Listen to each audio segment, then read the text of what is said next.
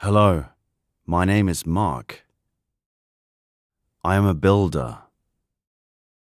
I start work at 7 a.m. every day, except at the weekend, and finish at 3 or 4 in the afternoon. I have a half-hour break for lunch. I usually eat some pasta or a cheese sandwich. After work, I get changed and then catch the bus home. During the journey, I often listen to music or watch videos on my phone. On Thursdays, I go to the supermarket after work to do the shopping.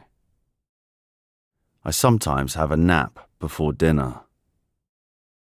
When my girlfriend comes home, we cook together in the kitchen or order food online. I practice playing the guitar for 3 or 4 hours a week.